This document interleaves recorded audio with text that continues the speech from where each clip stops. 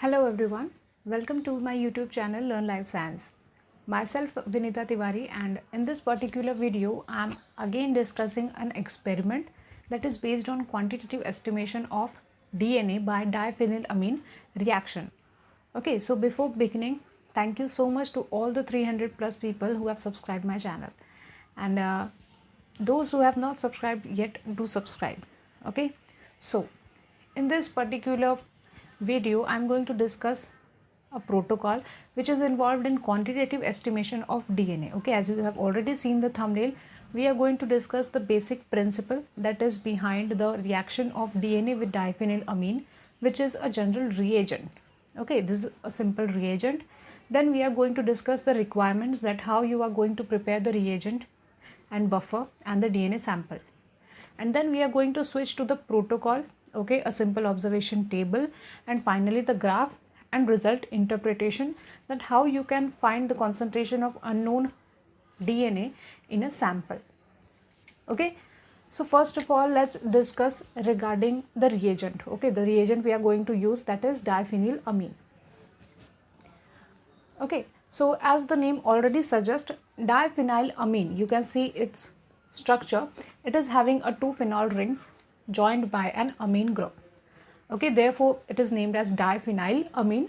Okay, so apart from having a role in this reaction with DNA, it is also widely used as an industrial antioxidant. Okay, then also as a dye-mordant and reagent, and is also employed in agriculture as a fungicide. Okay, I thought you should know these things, therefore I have mentioned here. Okay, you can see the bottle of diphenylamine. It is generally a colorless powder, okay, which we use for the analytical practicals. Okay, so I have mentioned here a screenshot from sciencedirect.com website. Here you can see here Burton Essay for DNA. Okay, here it is mentioned that the use of diphenylamine for the quantitative estimation of DNA is well known as Burton Essay. Okay, I don't know its pronunciation is Burton or Button. Okay, you can just know that Burton Essay is usually used for the estimation of DNA by using diphenylamine reagent. Okay, if you want the further reference, you can switch to this paper, okay, which is published in 2003. Okay, so as mentioned here, this assay is colorimetric procedure for measuring the deoxyribose moiety of diphenylamine DNA. Okay, so basically what is going to happen, the diphenylamine is going to react with the deoxyribose, the sugar of DNA. Okay, it is not going to react with the nitrogenous bases or the phosphate group. It is only going to react with the deoxyribose sugar. Okay, as we already know that the deoxyribose sugar is having H group. Okay, the oxygen group is absent here and the 3' group is like this. Okay, so this is the sign of deoxyribose sugar. Okay, so it is going to react with this sugar. The color is produced by the secondary amine, that is phenylamine, reacting with the sugar. Okay, the color that you are going to get after the reaction with DPA reagent is blue color. Okay, the assay is relatively specific. Obviously it is specific for the deoxyribose sugar, but it is also known that the diphenylamine can also be used for the quantitative estimation of RNA if it is in higher concentration. Okay, but if you are following the protocol for DNA estimation, remember one thing, that the sample you are having should be free from any kind of RNA as well as any kind of sugar group. Okay, DNA does not have to be present in purified form. Thus, determination can be undertaken in crude cellular extract. If you are extracting the DNA from crude cellular extract, you can use it directly. Okay, so the first thing you have to do is the extraction of DNA from the cells or tissues using strong acids. You can use perchloric acid or trichloroacetic acid. Okay, although alkaline extraction have also been used. Extraction is undertaken to remove interfering substances. Okay, we generally use acids to remove the interfering substances like proteins. Okay, color readings are taken at 595 to 650 nm. Okay, you can take your readings at both these absorbents. You can also prepare a standard curve by using a pure DNA. Okay, the standard graph we already know. Okay, so a number of modification of the basic procedure exist. Okay, so now I'm going to start with the basic principle. This was a general outline regarding the protocol. Okay, so as we have studied that the diphenylamine generally reacts with the deoxyribose sugar of the DNA. Okay, so the reaction between the deoxyribose and the diphenyl is the production of an aldehyde group. Okay, the production of an hydroxyl levulinal aldehyde group. Okay, as you can see here, the deoxyribose in DNA in the presence of acid forms beta hydroxyl levulinal aldehyde, which is going to react with the diphenylamine to give a blue color with sharp absorption maximum at 595 nm. Okay, so the first thing is you are going to treat the DNA in acidic condition, and there the deoxyribose ring is going to open. Okay, the ring is going to open, there will be opening of ring. Okay, and finally the open ring is going to react with diphenylamine and you will get your blue color end product. Okay, one more thing that you should remember, that while performing this protocol, the result you are going to get will be only for the purine nucleotides present in the DNA. Okay, means in DNA only the deoxyribose of the purine nucleotides are going to react with diphenylamine, so that the value obtained represents half of the total deoxyribose present. Okay, for example, after following all of the protocols, the concentration of DNA you are having in your hand, that is for example 300 microgram. Okay, it is going to represent the 50% of the purines that are present in the DNA. Sorry, it is going to represent the 100% of purine that is present in the DNA. Okay, means 50% of the DNA. So if you want to estimate the total, you are generally going to simply multiply it by 2, or you can just double it to 60 microgram of DNA, which is having both 50% of purine and 50% of pyrimidine. Okay, this is the general thing that you can follow. Now let's switch on to the reaction, the mechanism that is involved in the reaction. Okay, so the first thing mentioned here is the deoxyribose sugar. Okay, after the treatment with sulfuric acid, after in acidic condition, it generally opens in this levulinal aldehyde form. Okay, this is the levulinal aldehyde form, you can see here. And further on more acidic condition, okay, in more acidic condition, both the levulinal aldehyde groups are going to condense. Okay, this is a simple condensation reaction. Okay, this is a simple condensation reaction of the two beta hydroxy levulinal aldehyde groups. Okay, then moving on, this structure is going to react with the diphenylamine reagent. Okay, you can also see here the liberation of water molecules. Okay, you can also see here the liberation of water molecules. Then finally you can see that these diphenylamine groups are forming a complex with this levulinal aldehyde condensed group. Okay, so this complex is going to give you a blue color end product, which we are going to measure by spectrophotometry. Okay, the basic thing is that we are going to estimate the deoxyribose content present in the sample. Okay, not the reaction is not between the nitrogenous base or the phosphate group. The reaction is actually between the sugar and the diphenylamine reagent. Okay, so you should always remember this thing, that the concentration you are going to get by this method is the concentration of deoxyribose. Okay, so the amount of deoxyribose present will be also equal to the amount of the DNA sample. Okay, obviously if one deoxyribose sugar is present, then it is going to give you a one nucleotide, है ना? So you can follow this method for quantitatively estimating the DNA present in the unknown sample. Okay, I hope you are getting the thing. If you are having still any doubt, you can comment in the comment section. I will definitely answer your question. Okay. Now, so starting with the protocol, what materials you are going to require? The first will be the equipments, that is spectrophotometer and a water bath.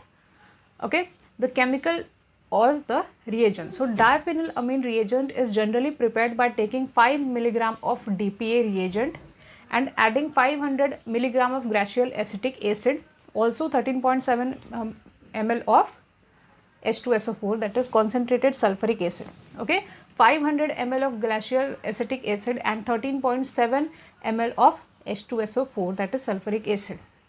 There is no need to add water to this reagent because DPA reagent is moderately soluble in water. Okay, because DPA reagent is moderately soluble in water. Okay, so this acetic acid or sulfuric acid is going to create the acidic environment for the DNA sample. Okay, then you are going to need a saline citrate buffer. Okay, as the name already suggests, saline means using NaCl. Okay, you can prepare 0.15 molar of NaCl and 0.015 molar of sodium citrate having a pH of 7.0. Okay, it should be neutral. Okay, so you can easily prepare it by, if you are preparing 0.1 molar NaCl, what you can simply do, you can simply multiply the molarity with the molecular weight with the required volume. If you are preparing 100 ml of the buffer, you can mention it here and divide it by 1000. Similarly, you can prepare 0.015 molar of sodium citrate. Okay, for this the molarity given is 0.015 multiplied by its molecular weight multiplied by the required volume. Remember one thing, if you are preparing it 100 ml, take the grams in directly 100 ml only. Okay, do not mix the solution separately. Okay, do not prepare this 100 ml separately and do not prepare this 100 ml separately. Combine both the powders in a single 100 ml beaker. Okay, remember this thing. You can use this formula for your weighing.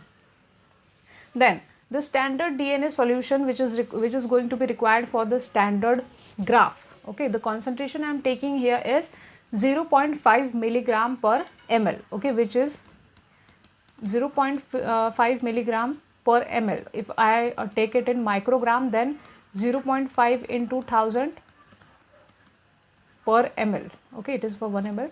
Then it is going to give you 500 microgram per ml. Okay, so prepare this standard DNA in cold saline citrate buffer you have already prepared. Okay, I hope you guys are clear with the requirements and the preparation. Okay, moving on to the observation table, the main protocol that you will need to follow. Okay, so you will need to prepare a set of 6 test tubes for the standard and your one unknown sample you are having in your hand. Okay, so the stock solution, from the stock solution means the stock you have prepared of DNA, that is a 500 microgram per ml or 0.5 milligram per ml. Okay, so blank, there will be no addition of stock solution in the blank test tube. Then 0.2 ml, 0.4, 0.6, 0.8 and finally 1 ml. Then make up the volume using saline citrate buffer up to 2 ml. In most of the papers you will see that there is a makeup volume up to 3 ml. Okay, but I suggest you to make a 2 ml makeup volume, as I have also got my results by following this protocol. Okay, so this is the addition up to 2 ml, and in your unknown sample, take 1 ml of your unknown sample. Do not add the standard stock solution of DNA to this test tube. Okay, just the 1 ml of your unknown sample. Okay, add 1 ml of the saline citrate buffer to it. Then the DNA concentration of the standard. Okay, as I have already told you that we have prepared the DNA concentration in 500 microgram per ml, right? 500 microgram for 1 ml, right? So this is 1 ml stock solution, the concentration will be 500 microgram per ml. Similarly, for 0.8 it is going to be 400 microgram per ml. For 0.6 it is going to be 300 microgram per ml. For 0.4 it is going to be 200 microgram per ml, and for 0.2 it is going to be 100 microgram per ml.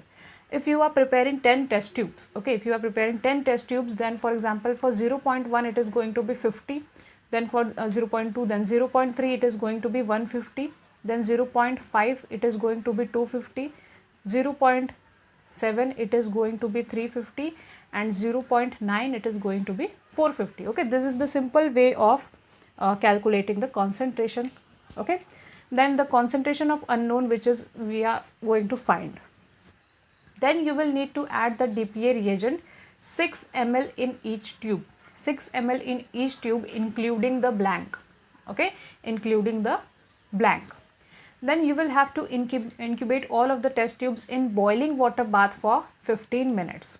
Okay, this protocol is basically for DNA, and if you are going to perform it for RNA, the incubation time we are using here is around 1 hour. Okay, the incubation time is more for RNA estimation by a diphenylamine reaction. Okay, then finally after 15 minutes, cool down the test tubes and take the absorbance at 595 nm. Okay, simply the blank is going to give you a 0 absorptions, and I have taken here my readings. Okay, so this is the reading of the unknown sample I have obtained. Okay, now a simple thing of calculating the concentration of unknown by this reading is that you can see here the value is 0.8. If I compare it with the standard reading, you will get that 0.28 ranges between this number. Okay, ranges between 0.24 to 0.30. Means what? The concentration lies between 200 to 300. Okay, means the concentration generally lies to 200 to 300. You can compare it directly from the absorbance of the standard test tube. Okay, or you can also go through the standard graph for the accurate result. Okay, standard graph is one of the way for getting the accurate results of the unknown concentration. Okay, so this on x-axis you are going to plot the concentration, on y-axis you are going to plot the absorbance, that is at 595 nm. Okay, definitely you are going to get a straight line as you are creating a standard graph. Okay, so concentration here will be 100, then 200, then 500, then 400, 300, then 400, then 500. Okay,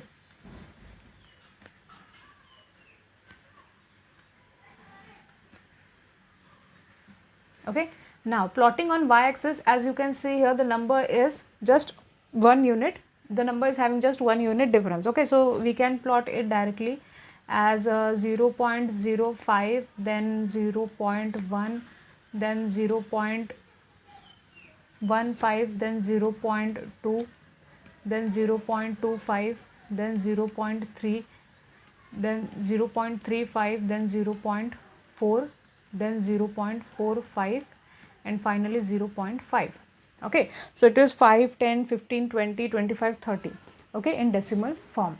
Now I hope you can plot the points properly, so you are going to get a straight line. For example, I am plotting here for 100 microgram per ml, the absorbance is 0.16. Okay, so actually I have taken it directly, so if I plot it directly here, 0.16, then for 200 it is 0.24. Okay, then for 300 it is 0.30. Okay, and then for 400 it is 0.36. Okay, and then for 500 it is 0.46. Okay, these are random readings. Okay, don't depend on this reading for your standard graph. Okay, so you are going to get, I think these points will be in linear form when you will plot through the actual graph paper. Okay, I have already told you, when you are preparing the standard graph, minimum 3 points should be on line. Okay, if you are preparing standard graph, minimum 3 points should be on the line. Okay, now let's talk about the slope calculation. Okay, let's talk about the slope calculation. For example, your points are lying here on the standard graph. So just take any of the 2 points. For example, I have taken this and this. Okay, for example, I am taking it is 0.36 and it is 0.30. Okay, the formula for slope is y2 minus y1 divided by x2 minus x1.